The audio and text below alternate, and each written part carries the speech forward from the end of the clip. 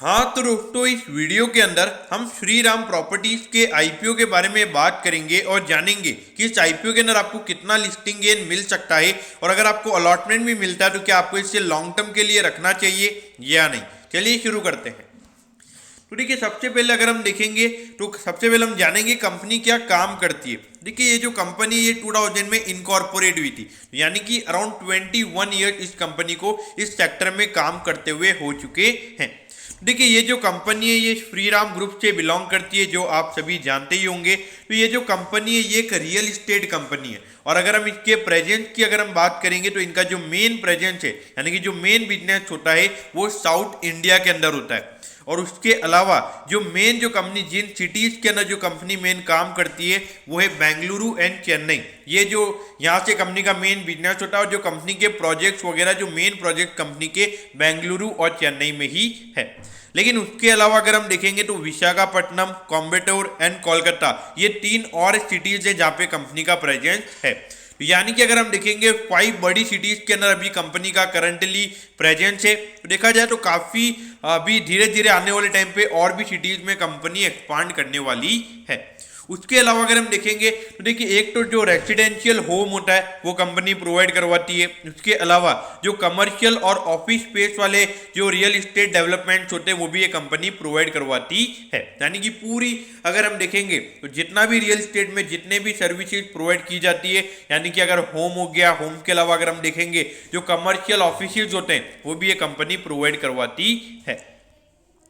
तो देखिए अगर हम अभी देखेंगे तो सितंबर 30, 2021 तक अभी कंपनी ने 29 रियल इस्टेट के प्रोजेक्ट ऑलरेडी कंप्लीट कर लिए, जिसमें से अगर हम देखेंगे 24 तो बेंगलुरु और चेन्नई में कंपनी ने कंप्लीट किए। यानी कि जो बाकी की 3 सिटीज हैं वहां पे कंपनी के सिर्फ 5 प्रोजेक्ट ही अभी तक कंप्लीट हुए हैं। उसके अलावा अगर हम देखेंगे तो अभी कंपनी के 35 प्रोजेक्ट अभी ऑनगोइंग है, मतलब 35 प्रोजेक्ट कंपनी के अभी चल रहे हैं। देखिए जब ये प्रोजेक्ट कंप्लीट हो जाएंगे तो जो कंपनी का जो पूरा सेलेबल एरिया हो जाएगा वो हो जाएगा 46.72 मिलियन स्क्वायर फीट का। तो यानी कि अराउंड 4.5 करोड़ का ये स्क्वायर फीट वाला कंपनी का एरिया हो जाएगा जो कंपनी सेल कर सकती है। तो देखिए इंडिया के अंदर डिमांड काफ़ी ज़्यादा है। अगर हम देखेंगे जो न्यूक्लियर फैमिली यानी कि सारी जो एक नॉर्मल जो 3-4 मेंबर की जो फैमिली है वो अभी जो जॉइंट फैमिलीज है उनसे भी अलग होना चाह रहे हैं, ये हमने अभी देखा है। तो वहाँ पे देखा जाए तो जो रियल इस्टेट की डिमांड है वो काफ़ी ज़्यादा हो रही है। तो ऐसे में देखा जाए तो इतना अगर सेलेबल एरिया इनका रहेगा और खास करके जो मेन मार्केट है बेंगलुरु और चेन्नई, तो यहाँ पे डिमांड काफ़ी ज़्यादा है, वहाँ पे कंपनी को आने वाले टाइम पे बेनिफिट मिल सकता है। अब देखिए इसकी कॉम्पिटिटिव स्ट्रेंथ क्या। देखिए सबसे पहली बात तो ये कि श्री राम ग्रुप से ये कंपनी बिलोंग करती है। तो देखिए श्री राम ट्रांसपोर्ट फाइनेंस की अगर हम बात करेंगे तो काफ़ी वो अच्छी कंपनी है। अगर देखा जाए तो अच्छी ग्रोथ उन्होंने ऑल टाइम से दिखाई है, तो ये हमें ध्यान में रखना चाहिए। तो देखिए अगर हम देखेंगे साउथ इंडिया की एक लीडिंग ये रियल इस्टेट कंपनी है, तो ये भी आपके ध्यान में होना चाहिए। उसके अलावा अगर हम देखेंगे जो लगातार इन्होंने प्रोजेक्ट्स वगैरह किए हैं तो कभी भी आज तक इनको कोई इश्यूज नहीं हुए हैं और इन्होंने सारे प्रोजेक्ट अच्छे टाइम पे इन्होंने कंप्लीट किए, तो ये एक अच्छी इनकी प्रूवन कैपेबिलिटी है। उसके अलावा अगर हम देखेंगे तो फाइनेंशियल इन्वेस्टर्स के साथ इनकी काफ़ी अच्छी रिलेशनशिप है और जो स्केलेबल बिजनेस मॉडल है, क्योंकि देखिए यहाँ पर इनके पास आने वाले टाइम पे काफ़ी ज़्यादा ग्रोथ अपॉर्चुनिटीज़ अवेलेबल है। अभी 35 इनके ऑनगोइंग प्रोजेक्ट्स है, तो अगर वो प्रोजेक्ट कंप्लीट होंगे तो वहाँ पर जो फिर सेलिंग चालू होगी तो सीधी सी बात है एक अच्छा रेवेन्यू कंपनी को वहाँ पे मिलेगा। अगर फाइनेंशियल पोजीशन की अगर हम बात करेंगे तो यहाँ पे लिखा है स्ट्रांग है, लेकिन मेरे ख्याल से इतनी फाइनेंशियल पोजीशन इतनी इनकी अच्छी नहीं है। उसके अलावा अगर हम देखेंगे तो रेगुलेटरी और जो इंडस्ट्री में खास करके अगर आप देखोगे जो गवर्नमेंट का जो यहाँ पे रियल इस्टेट के ऊपर हमें फोकस नजर आ रहा है, तो वहाँ पे जो गवर्नमेंट की तरफ से हमें सब्सिडी वगैरह देखने को मिल रही है, तो उससे भी रियल इस्टेट की डिमांड हमें आने वाले टाइम पे बढ़ती हुई नजर आ सकती है और at the and in companies को वहाँ पे बेनिफिट होगा। देखिए यहाँ पर ये कंपनी आईपीओ लेकर क्यों आ रही है। देखिए सबसे पहले जो कंपनी ने लोन्स लिए हुए हैं, जो उसकी सब्सिडरीज भी उनके अंदर आते हैं, मतलब उनकी जो सब्सिडरी कंपनीज हैं उनका मिला के जो उन्होंने टोटल लोन वगैरह लिया हुआ है उसका पार्शियल पेमेंट करने वाले, यानी कि जो इनका पूरा लोन है वो यहाँ पे रीपे नहीं करेंगे। उसका जो लगभग 250 करोड़ का इनका फ्रेश इशू है और लगभग अगर हम देखेंगे 695 करोड़ का ऑन डेट कंपनी के ऊपर लोन है, यानी कि इतना डेट कंपनी का अभी पड़ा हुआ है, इतना कंपनी को रीपे करना बाकी है। तो लेकिन लगभग 250 करोड़ में से अगर 150 से 200 करोड़ का भी डेट अगर कम होता है तो सीधा वहां पे कंपनी का जो डेट है वो 500 करोड़ का हो जाएगा और जो डेट टू इक्विटी वाला नंबर है वो हमें वहां पे लगभग 0.75 का होता हुआ नजर आएगा। तो देखिए इक्विटी ज्यादा है और डेट कम है, तो देखा जाए तो एक रियल एस्टेट कंपनी के हिसाब से डेट टू इक्विटी वाला जो नंबर है मेरे ख्याल से रीजनेबली ओके है। अब देखिए अगर हम कंपनी के फिनेंशियल्स के बारे में अगर हम बात करेंगे तो देखिए यहाँ पर जो पहले 723 करोड़ का कंपनी का रेवेन्यू था तो उसके बाद ये रेवेन्यू का नंबर गिरा था और देखिए 2021 वाला जो फिनेंशियल ईयर था वहाँ पे मैं मानता हूँ कि एक कोविड वाला ईयर था तो ये रेवेन्यू का नंबर कम ही होता, लेकिन 1920 में एक लास्ट वाला क्वार्टर था यानी कि एक लास्ट मंथ था जो मार्च मंथ में जब कोविड आया था, लेकिन बाकी के जो 11 महीने थे वहाँ पे कोई इश्यूज नहीं थे। तो ये मेरे ख्याल से ये जो रेवेन्यू का नंबर है ये बिल्कुल डिसअपॉइंटिंग है और यहाँ पे नेट इनकम के नंबर यानी कि 86 करोड़ का यहाँ पे कंपनी को टोटल लॉस हुआ था, तो ये नंबर काफी मार्केट को डिसअपॉइंट कर सकता है। और अगर हम अभी भी देखेंगे तो 6 महीने में जो बाकी की रियल एस्टेट कंपनीज जो उनके नंबर्स काफी अच्छे रहे हैं, लेकिन फिर भी इस कंपनी का 6 महीने में अगर हम देखेंगे सिर्फ 155 करोड़ का रेवेन्यू का नंबर ही इनका आया है। तो देखिए ये रेवेन्यू का नंबर मेरे ख्याल से काफी डिसअपॉइंटिंग है, क्योंकि अगर हम इसको मल्टीप्लाई बाय 2 करते हैं तो लगभग 310 करोड़ का होता है, यानी कि इसके मुकाबले अगर हम देखेंगे तो 40% का कंपनी का रेवेन्यू का नंबर कम हो सकता है। यहाँ पे अगर देखा जाए तो एक 18-19 वाले नंबर थोड़े से अच्छे हैं, लेकिन उसके बाद में 2 फाइनेंशियल ईयर्स कंपनी के लिए बेकार रहे हैं। मानता हूं 1 साल कोविड था लेकिन 1 साल कुछ भी नहीं था। अभी जो 6 महीने यहाँ पे भले ही कोविड की हमने सेकंड वेव देखी है, लेकिन सेकंड क्वार्टर यहाँ पे काफी अच्छे रहे हैं बाकी कंपनीज के, लेकिन श्रीराम प्रॉपर्टीज के नंबर्स में हमें वो देखने को नहीं मिला है। अब देखिए 8 दिसंबर को ये आईपीओ ओपन होगा और 10 दिसंबर को ये आईपीओ क्लोज हो जाएगा। तो देखिए यहाँ पे जिन लोगों ने भी टेगा में अप्लाई किया है तो उसका जो रिफंड है वो 9 तारीख को आ जाएगा, तो आप इतना चिंता यहाँ पर आपको नहीं होनी चाहिए।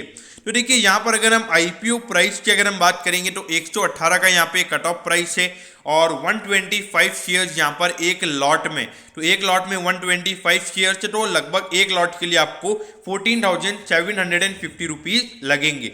अगर हम इश्यू साइज की बात करेंगे तो देखिए 600 करोड़ का यहाँ पे इश्यू साइज है। पहले अगर हम देखेंगे तो पहले ये 800 करोड़ का इश्यू साइज था, लेकिन यहाँ पे कंपनी ने जो अभी स्टार हेल्थ का जो इश्यू साइज कम हुआ था तो उसकी वजह से इन्होंने भी लगता है 200 करोड़ का यहाँ पे इश्यू साइज कम किया है। अगर हम प्राइस इशू की बात करेंगे तो यहाँ पे ये नंबर 250 करोड़ का है, तो ये पैसा कंपनी के पास जाएगा। और अगर ऑफर फॉर सेल की अगर हम बात करेंगे तो ये नंबर है 350 करोड़ का, ये कंपनी के प्रमोटर्स के पास हमें ये पैसा जाता हुआ नजर आएगा।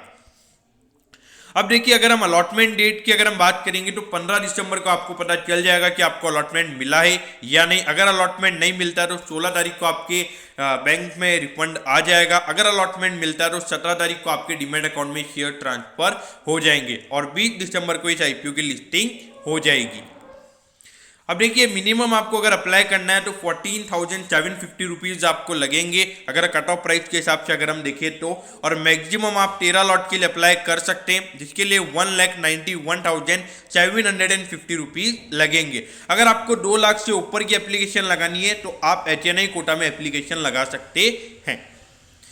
अब यहाँ पर एट द एंड हम वैल्यूएशन की बात करते हैं तो देखिए भले ही अगर हम ये जो दोनों नंबर्स अगर हम देखेंगे ये खराब है, अगर हम इसको अगर 18-19 वाले नंबर्स को अगर हम एज अ बेस अगर मान के चलें तो देखिए 3.38 का कंपनी का अर्निंग पर शेयर है, तो लगभग 4 रुपए का भी अगर हम ईपीएस मान के चले तो यहाँ पे जो प्राइस टू अर्निंग रेशियो का नंबर है वो इसके बेसिस पे 30 का निकल कर आता है। कितना? 30 टाइम। तो देखिए यहाँ पर अगर हम देखेंगे गोदरेज प्रॉपर्टीज हो गया, लोडा डेवलपर्स हो गया, तो ये जो ओबेरॉय रियल्टी हो गया, तो ये जो कंपनीज है जो इतना अच्छे से परफॉर्म कर रही है इनको भी मार्केट 30 का पी नहीं दे रहा है। तो यहाँ पर श्रीराम प्रॉपर्टीज को मार्केट 30 का पी क्यों देगा, इसके एक ये बहुत बड़ा क्वेश्चन है। लेकिन देखिए यहाँ पर जो रिटेल कोटा है कंपनी लॉस में है तो सिर्फ 10% का रिटेल कोटा है। आईपीओ के अगर इश्यू साइज की बात करेंगे तो काफी छोटा ये आईपीओ है। तो देखिए अगर हम लिस्टिंग गेन के हिसाब से बात करेंगे तो देखिए यहाँ पर एक और आईपीओ है रेड गेन ट्रेवल टेक करके, ये जो कंपनी है एक और आईपीओ है। मेरे ख्याल से दोनों में से मेरा जो फर्स्ट नंबर जाएगा वो रेड गेन ट्रेवल टेक पे जाएगा। अब ऐसा क्यों? क्योंकि देखिए श्रीराम प्रॉपर्टीज के लिए लिस्टेड पीयर्स हैं और जो कंपनी के लिस्टेड पीयर्स हैं वो कंपनी से काफी अच्छा परफॉर्म कर रहे हैं। लेकिन अगर हम रेट गेन की बात करेंगे तो उनका कोई लिस्टेड पीयर नहीं है और कंपनी की अगर हम बात करेंगे ऑल ओवर इंडिया में वो कंपनी लीडर है। तो यहाँ पर श्रीराम प्रॉपर्टीज वो हमें यहाँ पे नजर नहीं आता है। तो मुझे लगता है अगर listing gain point of view से अगर हम देखेंगे तो ज्यादा लिस्टिंग गेन आपको रेट गेन ट्रेवल टेक में मिल सकते हैं। और अगर आपको यहाँ पे एट दी एंड क्या करना चाहिए, देखिए मेरे ख्याल से लिस्टिंग गेन की अगर हम बात करेंगे, अभी रियल इस्टेट की काफी डिमांड है और रियल इस्टेट पे मार्केट भी थोड़ा क्रेजी भी हमें नजर आ रहा है। तो उसके हिसाब से अगर हम देखेंगे तो 20 to 25% का लिस्टिंग गेन आपको यहाँ पे मिल सकता है। लेकिन लॉन्गर टर्म पॉइंट मतलब एक longer horizon point of view से अगर हम देखेंगे तो मेरे ख्याल से यहाँ पर आपने श्रीराम प्रॉपर्टीज में अप्लाई नहीं करना चाहिए। हाँ, लिस्टिंग के लिए आप जरूर अप्लाई कर सकते हैं, क्योंकि अगर आप देखोगे जो लिस्टेड पीयर्स है कंपनी के वो काफी अच्छे मुझे यहाँ पे नजर आते हैं in comparison to Shriram property. तो दोस्तों मैं होप करता हूँ कि आपको श्रीराम प्रॉपर्टीज के आईपीओ के बारे में सब कुछ पता चल गया होगा। अगर आपकी कोई भी क्वेरीज है तो आप कमेंट कीजिए, मैं जरूर आपके कमेंट पर रिप्लाई करूंगा। ओके दोस्तों, thank you, have a nice day.